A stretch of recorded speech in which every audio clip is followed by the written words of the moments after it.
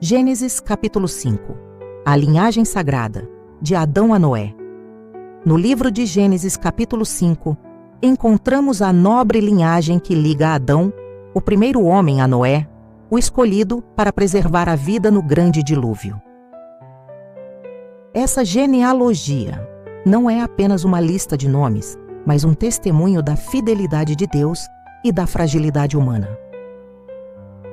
Tudo começa com Adão, criado à imagem de Deus, que viveu 930 anos. Seu filho Sete nasceu após a morte de Abel e tornou-se herdeiro da promessa.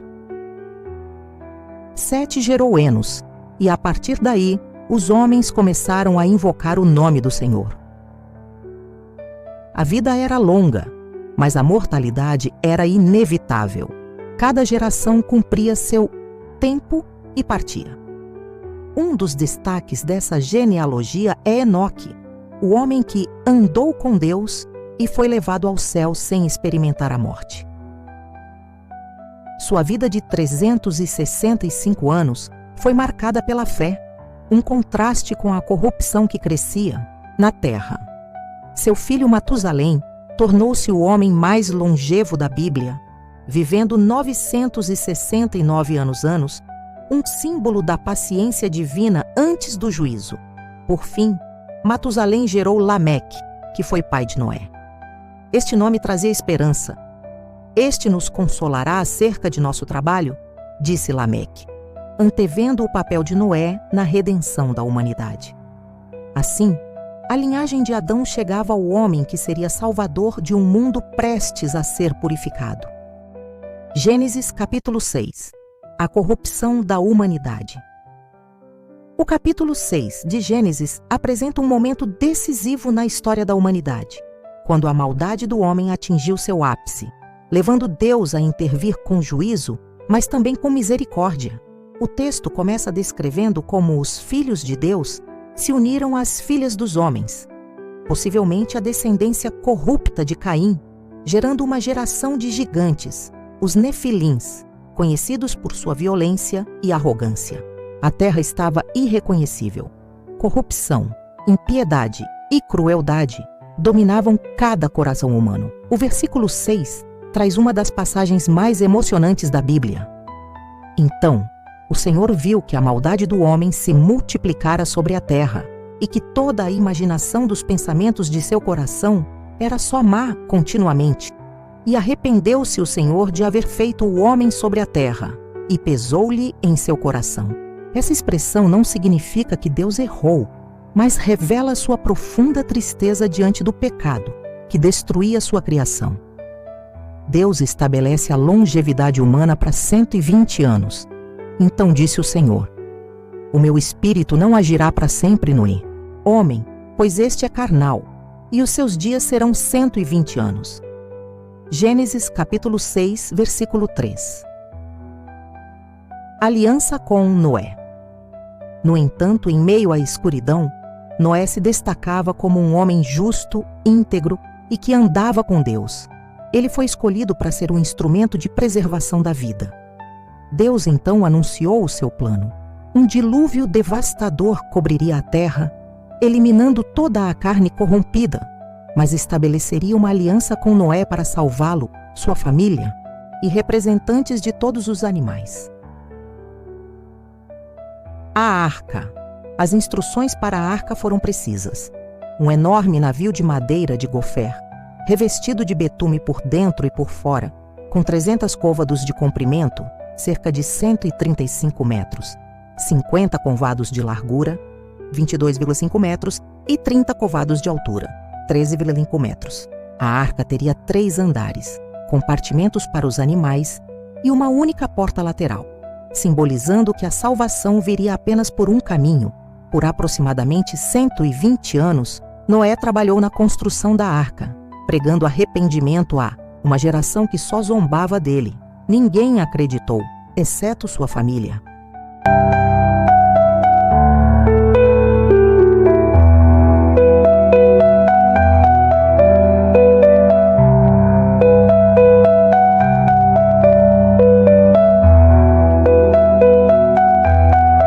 Gênesis capítulo 7 a 9. O grande dilúvio. Deus ordenou a Noé que entrasse na arca com toda a sua família, dando instruções precisas. Deveriam levar 7 pares de todos os animais limpos e 1 par dos animais imundos. Esta distinção revela o cuidado divino em preservar não apenas a vida, mas também os meios para o culto sagrado. Noé, já com 600 anos, demonstrou obediência imediata. Quando todos estavam dentro, sua esposa, seus 3 filhos, Sem, Cam e Jafé, e as respectivas noras, o próprio Senhor fechou a porta da arca, betumando por fora, num ato solene que marcava a separação entre os salvos e os condenados. No 17º dia do 2º mês, do ano 600 de Noé, ocorreu o evento catastrófico. As fontes do grande abismo se romperam. As janelas do céu se abriram. A chuva torrencial durou 40 dias e 40 noites. As águas subiram tão drasticamente que cobriram todos os altos montes em mais de 7 metros. Toda criatura que possuía fôlego de vida pereceu. Cerca de 1.600 anos de civilização foram varridos em poucas semanas. O recuo das águas. Após 150 dias de águas prevalecentes, Deus se lembrou de Noé. Não que tivesse se esquecido, mas agora agiria para sua libertação. Um vento divino começou a secar as águas, que recuaram gradualmente. No 17º dia do 7º mês, a arca repousou sobre os montes de Ararat, hoje localizado no leste da Turquia, próximo da fronteira da região montanhosa com a Armênia, Irã e Azerbaijão. O monte mede 5.137 metros. O texto detalha meticulosamente a cronologia. No primeiro dia do 10º mês, apareceram os cumes dos montes. Após 40 dias, Noé abriu a janela e soltou um corvo, que voou incessantemente. Depois enviou uma pomba, que retornou por não encontrar repouso. 7 dias depois, a pomba trouxe uma folha de oliveira fresca. Na terceira tentativa, a pomba não voltou. Finalmente, no primeiro dia do primeiro mês do ano 601 do ano de Noé, a terra estava seca. Mas Noé esperou pacientemente mais 57 dias, até que Deus ordenou sua saída. No total, permaneceram na arca 1 ano e 10 dias, ou seja, 371 dias que se cumpriram entre a entrada da família na arca e quando Deus autorizou a saída. Durante todos esses meses e dias, a família de Noé e todos os animais que estavam na arca foram protegidos e preservados por Deus, garantindo a continuidade e perpetuação da raça humana. Ao sair, Noé imediatamente edificou um altar ao Senhor e ofereceu holocaustos dos animais limpos. Este primeiro ato de adoração pós-dilúvio agradou a Deus, que estabeleceu princípios importantes. E o Senhor sentiu o suave cheiro, e o Senhor disse em seu coração: não tornarei mais a amaldiçoar a terra por causa do homem, porque a imaginação do coração do homem é má desde a sua meninice, nem tornarei mais a ferir todo o vivente, como fiz. Enquanto a terra durar, sementeira, e cega, e frio e calor, e verão e inverno, e dia e noite não cessarão. Gênesis capítulo 8, versículos 21 e 22. Dessa forma, Deus estabelece a sua aliança e ordena os tempos determinados, fixando as 4 estações do ano como parte de seu governo sobre a criação. E abençoou Deus a Noé e a seus filhos, e disse-lhes: frutificai e multiplicai-vos e enchei a terra, e o temor de vós e o pavor de vós virão sobre todo o animal da terra e sobre toda a ave dos céus, tudo o que se move sobre a terra e todos os peixes do mar, nas vossas mãos são entregues. Tudo quanto se move, que é vivente, será para vosso mantimento.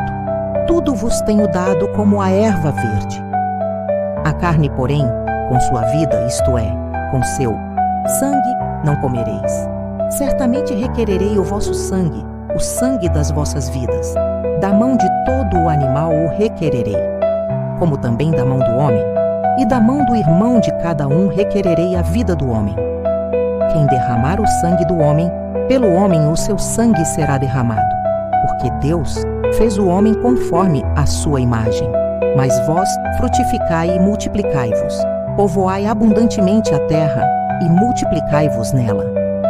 Gênesis capítulo 9, versículos de 1 a 7. Durante todos esses meses e dias, a família de Noé e todos os animais que estavam na arca foram protegidos e preservados por Deus, garantindo a continuidade e perpetuação da raça humana.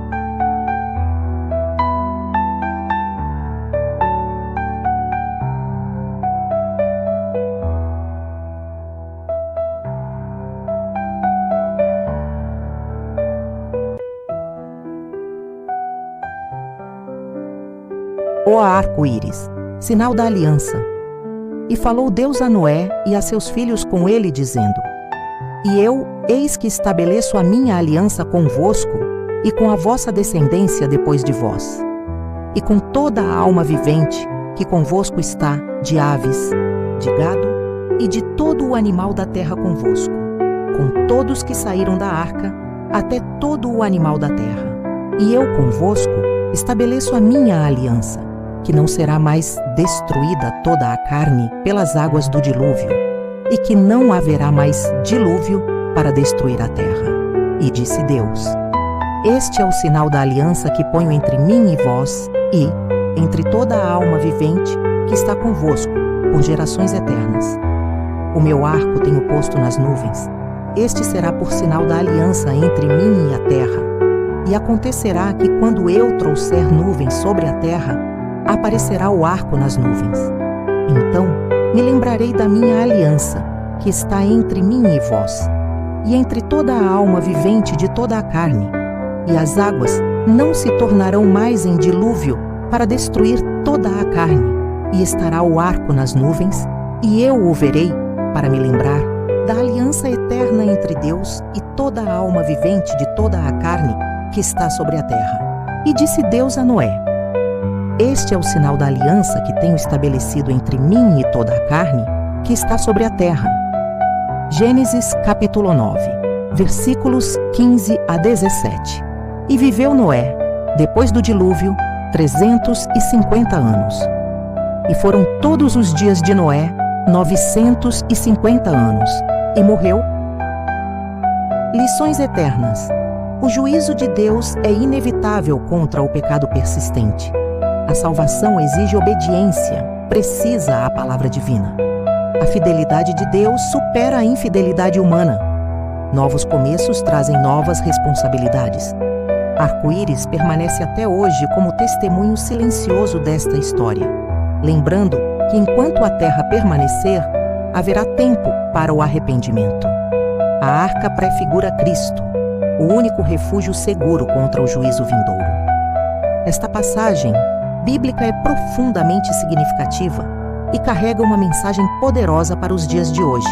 O próprio Senhor Jesus nos adverte sobre ela, nos chamando à vigilância para que estejamos atentos aos sinais e não sejamos pegos desprevenidos. Ignorar essa advertência pode nos deixar vulneráveis diante dos acontecimentos. E, como foi nos dias de Noé, assim será também a vinda do Filho do Homem, porquanto, assim como nos dias anteriores ao dilúvio, comiam, bebiam, casavam e davam-se em casamento, até ao dia em que Noé entrou na arca e não o perceberam, até que veio o dilúvio e os levou a todos, assim será também a vinda do Filho do Homem. Mateus capítulo 24, versículos 37 ao 39.